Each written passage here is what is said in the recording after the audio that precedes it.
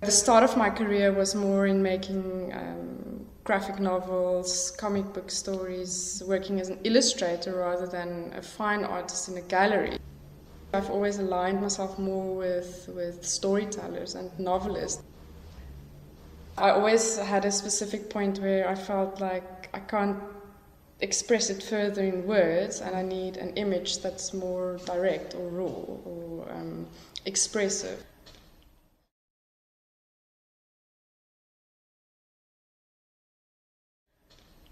You know, some of it's observational drawings, but mostly it's sort of figures and images that either come from things that I think or hear. Often it's things I would draw while I'm sitting listening to music.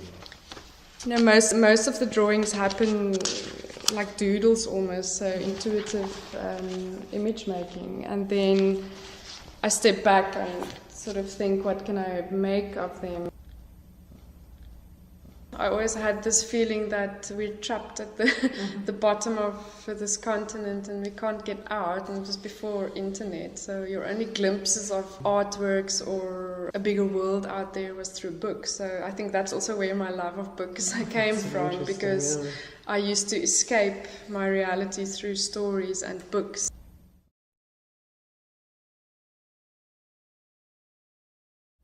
We started discussing the possibility of using not only illustrated works, but maybe shifting our work to bigger pieces and paintings and so on, which is something I've always wanted to do, but it was quite a big jump. The characters that do come up in my larger pieces are sort of primordial characters that repeat, and not necessarily even in the same face or physical manifestation. In the bigger pieces, it was quite nice for me to leave things less clear and more ambivalent, and leave it more open to a viewer to maybe decide who is this person and what is their story. Well, I was still in school when Nelson Mandela was freed from prison, but I started my first year at university with the first elections in '94. So that was quite a big thing for young people of my generation, because we sort of had a bit of both.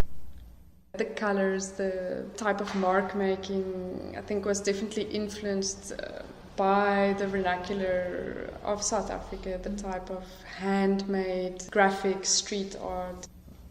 It also has to do with, in a sense, having an ironic look at what is considered to be primitive art or African art or certain art forms, where it's not necessarily a direct cousin of the comic book anymore.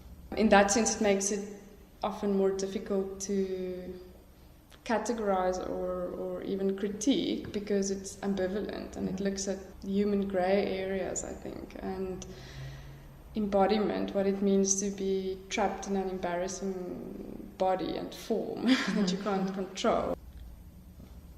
A lot of the works I make are sort of born out of a certain frustration with something. Like I would, for example, make something like this on a page and then feel like I wanted to be more three-dimensional or alive. It's not necessarily, again, a pre-plotted person or story. It kind of happens through the actual carving. I think the whole thing of feeling uncomfortable in your own skin and feeling ambivalent about who you are in a specific society is definitely evident in the creatures that I make. I do think that it, in content and the emotional undertone of it, is more universal than just being in a specific geography.